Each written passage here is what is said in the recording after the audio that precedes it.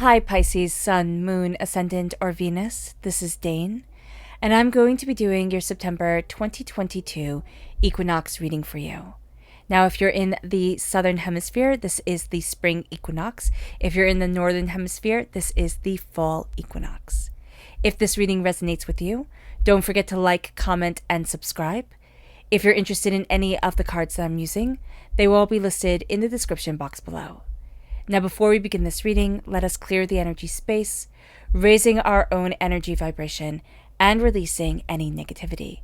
This cleanse and meditation will be accompanied by a loud sound. So let's take a nice deep breath in, exhaling whenever it feels comfortable for you.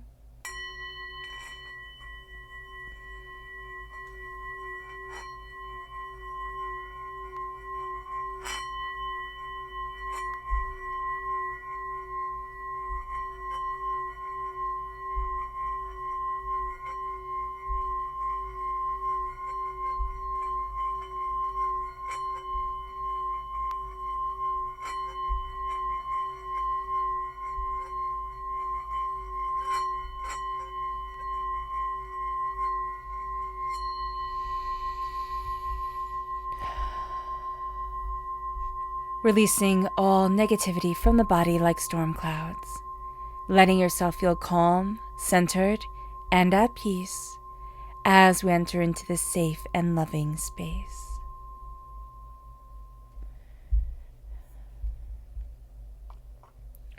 All right, Pisces, let's see what energy we have to be mindful of during this time. Now, if we're in the Northern Hemisphere, the fall equinox represents a time of growth and expansion. If we're in the Southern Hemisphere, the spring equinox represents a time of release and renewal. So let's see what energy we have to be mindful of. Angels and spirit guides, show me clearly. Guide this reading and show me clearly, angels. We have the Six of Cups. Okay, so this is a time when day and night are of equal length, and we can find ourselves being astoundingly reminiscent of better times, of when things were easier, just very nostalgic and looking at life through rose-colored glasses. It's not really going to be seeing what was really there, but it's kind of what we want to see or how we want to see it. And it's going to be just something we just need to be mindful of, because we can feel rather blue, we can feel rather overwhelmed, we can feel rather like we're never going to recreate that time, or we can never have that again. It's just something that's going to make us feel a bit sad. So just be very aware of this, because it's very easy for us to dive into our emotions, and especially when they're so strong. You know, strong emotions of nostalgia are just very easy to dive into. So just be very aware of this. So let's see what the tarot has to say. Angels and spirit guides, show me clearly. Guide this reading and show me clearly, angels and spirit guides. Angels and spirit guides, show me clearly.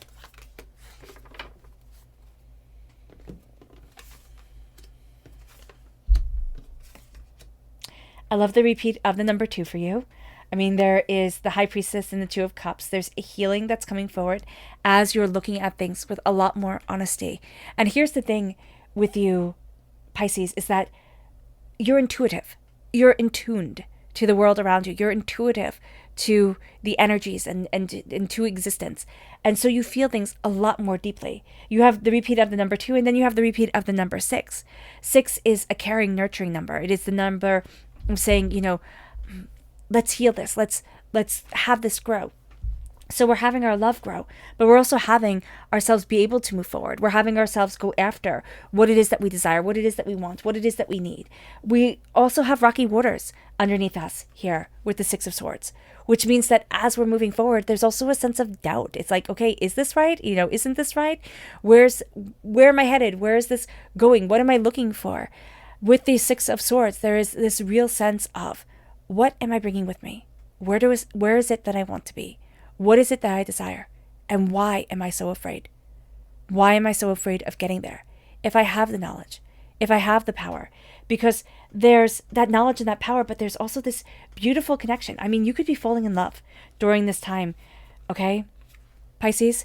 And it doesn't mean that you have to be falling in love with somebody. You could be falling in love with a career. You can be falling in love with an idea. You can be falling in love with a place. There is this level of healing and connection. Okay. And this could also be a time, just be very mindful, where you're feeling a bit nostalgic, right?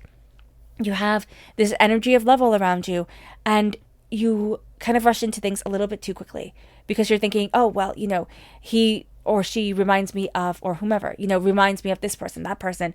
It's supposed to be like this or like that. And we'll kind of live a little bit more in our minds during this equinox, okay, than firmly planted in reality. So just be mindful of this, because we're going to be trying to recreate something. We're going to be trying to bring something forward that might have simply passed. So just be aware. The Two of Cups, healing, beautiful love. The Two of Cups is a sense of coming together. This could be the sacred, masculine, feminine energy of us. There is this sense of healing. There is this sense of connection. There is this sense of insight and ideas, and of seeing what we want and what we desire and where it is that we need to be. And also looking at that energy and looking at those people that we really feed from, not like vampirically, but this sense, like not that vampiric energy feed, but that sense of when we're around them, they build us up. They make us feel better. We feel more secure within ourselves. We feel like we can stand a little bit straighter around these people. There is a sense with the lovers of love guiding us, of love, being just a profound and brilliant part of us. This is a time where we need to ask ourselves, what do I love? What do I want in my life? What do I need? What's important to me? Where is it that I want to be? What is it that I want? And this can sound astoundingly selfish, but it's not. It's like, okay, what do I love? And what do I want? Because this life, though it can seem long, what is there? There's an old Yiddish saying where the days are long, but the years are short. Remember that. And it can feel like I'll never have that love that I want in my life. Or, it's selfish to go after this. I have to focus on this now, focus on that now. And we'll have all these rules and regulations put in. And we'll forget our heart. We'll forget our passion. We'll forget what we desire and where it is that we want to be. This is a time to let love guide us forward. With the High Priestess, we see what isn't there. And that can be overwhelming. It can also make us feel like, oh, we're just making things up. No. The veil is being lifted from your eyes. Every single time the High Priestess comes forward, it's like a layer of the cocoon is ripped away, or a little small section of it, depending on where we are in our journey. We're seeing people for who they really are, not who they want to be. We're seeing ourselves at times for who we really are, not what we want to be. We're looking at the way that we want to move forward. We're looking at the way that we need to move forward. We're looking at what we're desiring and seeking and looking for in our lives. We're seeing ourselves more, and we're finding ourselves more. The High Priestess dares us to be silent, dares us to dive deeper, dares us to know ourselves. And there's a healing that's coming in that knowing. But there's also an illusion that's falling away. A sense of, oh, well, it isn't supposed to be like that, is it? Or, oh, that person wasn't who I thought they were going to be. Or, oh, that isn't necessarily going to work out the way that I had intended it to. But as long as our heart guides us, as long as we open up to love, and not try to make something fit that doesn't, we're going to be on the right path. Our subconscious energy to be mindful of is the Three of Wands. And that sounds like a silly thing to be mindful of because it's new opportunities and new ways forward. But we're going to have this impetuousness to us that says, just go, just go, just go, just do. So we're going to look at things here and think, oh, I'm just going to push it forward. Like, I'm just going to make it happen. It just has to be. And Spirit's saying, think it through. Think it through and see what you want. Think it through and then, look at that horizon. Look at where it is that you want to be. Because what you're going to see right now isn't necessarily going to be what's there. Because we're just going to have this way subconsciously of, there's just this air around us. At the first look, it always looks better than it actually is. So just be aware of that. Our subconscious tarot energy is the Knight of Cups. And the Knight of Cups is us. We're represented by the cups in the minor arcana. And the Knight of Cups is saying, embrace what you love. And move forward in that love, that bouquet of roses that he's holding near his heart, the red roses, representing love and passion. What is your love? What is your passion? It doesn't have to be, a romantic picnic out with anyone. It could be, what do we love in our lives? What are we passionate about? Have we forgotten that passion? Have we forgotten, what drove us forward when we were younger?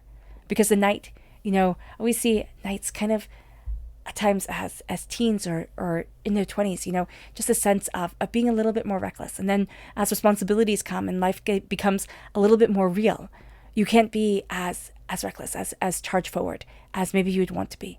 And now subconsciously, we're having this energy come forward and saying to us, but you can be a little bit daring. You can see what it is that you desire. And your heart and your passion, well, it's still there. Let it shine. All right, Pisces. I hope this reading has resonated with you. I wish you nothing but light, love, peace, and happiness. May harmony always be with you. I'm sending loving, healing energy to each and every one of you. May you have a blessed equinox. So let's take a nice deep breath in, exhaling whenever it feels comfortable for you.